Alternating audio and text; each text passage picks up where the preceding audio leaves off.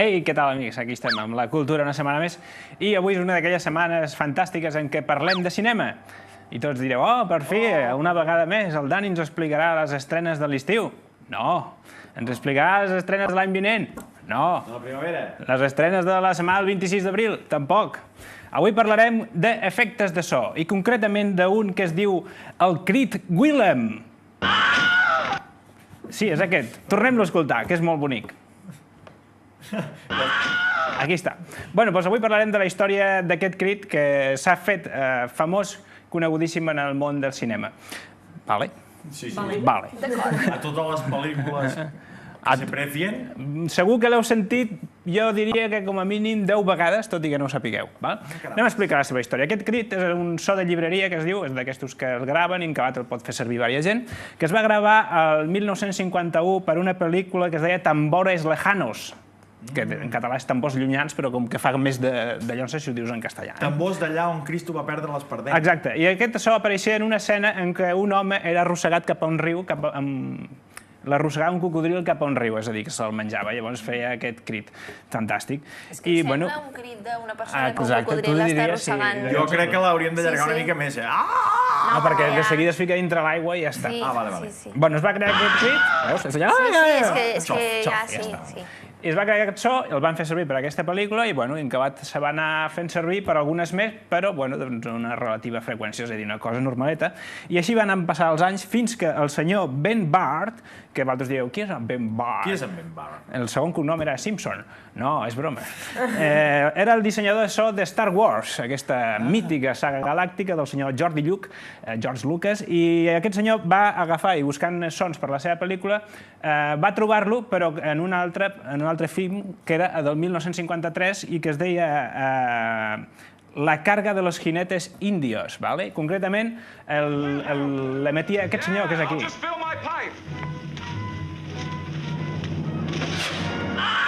Veus? Doncs aquest senyor era el Private Willem. I d'aquí aquest home va agafar aquest so i li va donar aquest nom.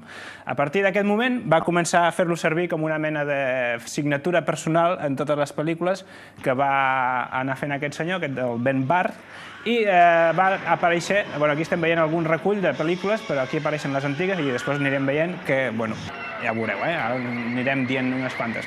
Doncs, com deia, a partir de llavors el van anar fent servir a moltes de les seves pel·lícules i alguns altres dissenyadors de so van anar a seguir-li una mica la broma i s'ha anat estirant el mite del crit Willem fins als nostres dies. Avui encara es fa servir i, de fet, ara anem a veure alguns exemples, però això us deia que com a mínim estic segur que n'havíeu vist unes 10. Una pregunta, i per què no fan servir el crit de l'actor? De l'actor. De quin actor? De l'actor que està aquí. Bueno, perquè quan graven mai saps, és a dir, el so a vegades no es grava en directe, el passen després, bueno, coses d'aquestes, Veieu? Clar, com fiques un micro per un tio que salta? Clar, que fa... Doncs, bueno, us diré algunes pel·lícules han aparegut. Aquí estem veient la saga de la Guerra de les Galàxies. Ha aparegut també a Indiana Jones, a Pirates del Caribe i El Senyor dels Anells, entre d'altres. En pel·lícules normals com Reservoir Dogs, Batman, La Jungla de Cristal, Hellboy, Transformers, Kung Fu Panda i també a sèries de televisió com Padres de Família, CSI, i aquí una curiositat que també apareix, es veu que apareix quasi cada setmana, jo això no ho he confirmat, ho he llegit i sembla que sé que és veritat, que cada setmana apareix a Àguila Roja, aquesta sèrie que ho peta tant aquí, fet a Espanya, doncs es veu que cada setmana també se les apanyen per aconseguir ficar el crit Willem.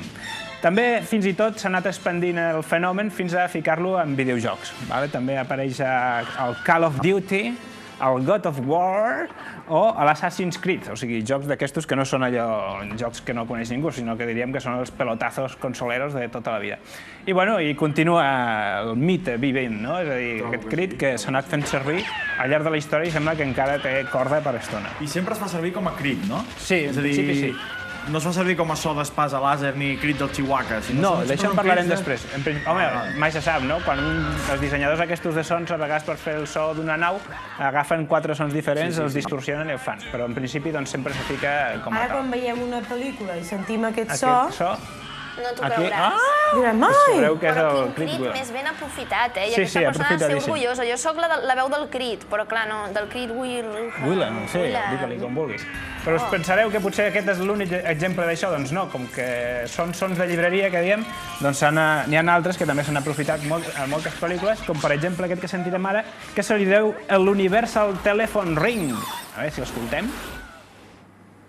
Sona aquest telèfon? Espera, que no truquen.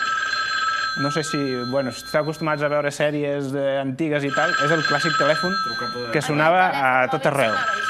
El teu telèfon mòbil, veus? Pues, El típic so de telèfon. Sí, aquest telèfon ha aparegut, entre d'altres, avui en dia ja no té massa sentit amb els telèfons mòbils que són diferents, però apareixia el Magnum, Encuentros en la tercera fase i infinitat d'altres de pel·lícules. Vale? Tenim també un que possiblement us soni, almenys que a mi aquest també me sonava, que és el Tro al castell. Quan fa allò l'escena de terror apareix el Tro del castell i que també es va gravar el 1931 per la pel·lícula Frankenstein. Vale? Sí, t'anava a dir, dic, me sona de pel·lícules d'aquestes així de A partir de llavors, Dràcules i... sí, exacte, ha aparegut en moltes d'aquest estil, també ha aparegut als cazafantasmes, al Jovencito Frankenstein, com no, i també, bueno, a moltíssimes altres pel·lis. A Regreso al futuro també apareix i en moltes sèries de dibuixos, com a Scooby-Doo, per exemple, i fins i tot aquest so es fa servir al Disneyland, en una de les atraccions que tenen allà, que es diu el Castillo Encantado, doncs també sona el Tro al castell, un dels sons també més coneguts. I, bueno, doncs aquesta seria un petit homenatge a aquests sons gravats que ens sonen, no?, i que hem sentit infinites vegades sense donar-nos compte, i també altres que sense donar-nos compte ja associem amb algunes atmosferes determinades, com per exemple, imagineu-vos aquella escena de misteri al bosc a la nit, i què sona? Doncs el mussol. És a dir, sempre és allò que acostuma, ja ho relacionem, quan hi ha escena de misteri de nit, apareix el mussol o apareix el llop, la llibreria, que curiosament aquest mussol, aquí el veurem a la foto, sempre acostuma a ser d'una espècie concreta, que és aquesta, que se li deu el mussol de Virgínia. Aquí el veiem una mica enfadat perquè, clar, ja està una mica tip de que sempre li fotin el seu crit. Perquè cobra drets d'autor, aquest mussol? Aquí fa cara de que no cobra drets d'autors, no? Això està una mica emprenyat. I curiosament, doncs, bueno, aparegui el mussol que aparegui, hi ha moltíssimes espècies de mussol, sempre fiquen aquest mussol de Virgínia. I, bueno, doncs fins aquí aquesta petita friquesa, diguem-ne. Sembla una mica un gos, dels efectes Sembla un gos. Una mica llop. Però bueno, aquí està ella, ja el relacionen tot amb les pel·lis de misteri. Molt bé, perfecte, home. Doncs bueno, això és tot, amics. Molt bé, doncs moltes gràcies, Daniel, per aquesta informació. A mi m'agrada també